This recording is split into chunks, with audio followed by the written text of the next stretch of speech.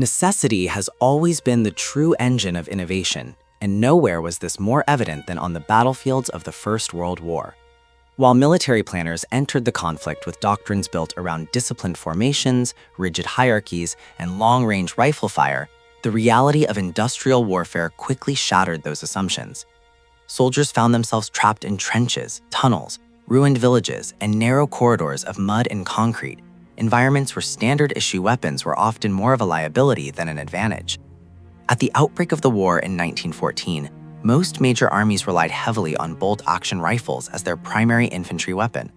These rifles were accurate, powerful, and reliable at long distances, designed for open battlefields and controlled advances. On paper, they were excellent tools of war. In practice, however, the battlefield changed faster than doctrine could adopt. Trench systems stretched for hundreds of miles, turning the front lines into cramped, chaotic spaces where engagements often occurred at only a few meters. In such close-quarters conditions, the weaknesses of the standard rifle became immediately apparent. Long barrels were difficult to maneuver in narrow trenches, bayonets caught on walls, sandbags, and wooden supports. Reloading under pressure was slow and dangerous. A weapon that excelled at firing across open fields suddenly became awkward and inefficient when combat was reduced to sudden encounters in confined spaces. Survival now depended less on marksmanship and more on speed, instinct, and adaptability. Compounding the problem was the shortage of pistols and specialized close combat weapons. Sidearms were often reserved for officers, leaving ordinary infantrymen without a reliable weapon for sudden close encounters. Faced with this reality, soldiers began to take matters into their own hands. Rather than waiting for high command to issue new equipment, a process that could take months or even years, they modified the weapons they already possessed. Rifles were shortened, barrels were cut down, and wooden stocks were reshaped using nothing more than a hacksaw, a file, and crude hand tools. These modifications were rarely elegant. They followed no official design and adhered to no standard measurements. Each improvised weapon reflected the immediate needs of its user and the brutal environment in which it would be employed. Official regulations strictly prohibited such alterations, yet enforcement was inconsistent. In many cases, officers looked the other way, recognizing that a modified weapon was better than an unusable one. This culture of improvisation was especially pronounced on the Eastern Front. Unlike the Western Front, which was dominated by prolonged trench warfare, the East saw more fluid fighting across vast territories. Partisans, bandits, revolutionaries, and even civilians sought weapons that could be concealed, transported easily, and deployed without drawing attention. The standard rifle of Russian forces, the most in Nagant, was reliable but long and unwieldy. Pistols were difficult to acquire, leaving many with few practical options for self-defense. The solution was the Obrez, a Mosin Nagant rifle cut down to a dramatically shorter form. There was no single standard for an Obrez. Some were little more than shortened carbines, while others were reduced so severely that they resembled bolt-action pistols. Despite their crude appearance, these weapons retained the powerful 7.62 by 54mm rifle cartridge. The result was immense recoil, blinding muzzle flash, and very limited accuracy beyond a few steps. Yet in desperate situations, the Obrez offered something invaluable: concealability and immediate stopping power. On the Western Front, improvisation took on a different and often more brutal form.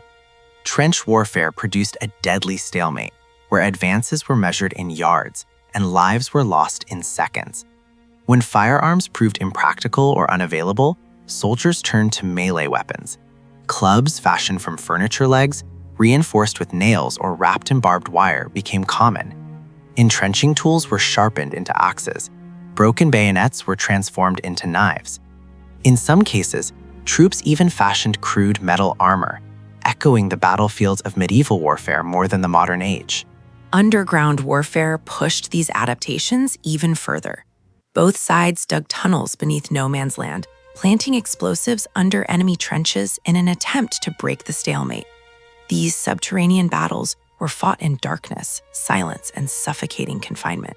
Conventional rifles were nearly useless in such environments. Encounters were sudden, violent, and brief. Any weapon that could deliver immediate force mattered, regardless of its legality or refinement. In these conditions, a shortened rifle or improvised firearm could mean the difference between emerging alive or never returning to the surface. Improvised firearms were not limited to one nation. Across the lines, German forces also experimented with cut-down and unconventional weapons. Some designs bordered on the bizarre, simple wooden stocks attached to shortened receivers, feeding pistol cartridges rather than rifle rounds. Documentation is scarce, but their existence highlights a shared understanding among soldiers. The battlefield demanded practical solutions, not perfect ones. The Americans, arriving later in the war, were quick to absorb these lessons. While there is little evidence of shortened American rifles, U.S. forces made devastating use of shotguns in trench combat. Already proven in earlier conflicts, these weapons were further modified for close-quarters fighting. Their effectiveness was so pronounced that German authorities formally protested their use, arguing they were inhumane. The protests were largely ignored, and the shotguns remained in service until the war's end. What is striking about all of these weapons is not their technical sophistication, but their origin. They were not designed in factories or refined through years of testing. They were created under fire by exhausted soldiers armed with basic tools and driven by the instinct to survive. Yet their influence would extend far beyond the trenches of World War I. The lessons learned during this conflict accelerated the development of compact firearms, submachine guns, and modern close-quarters combat doctrine. Weapons designed specifically for confined spaces would become standard in later wars, shaping military thinking for decades.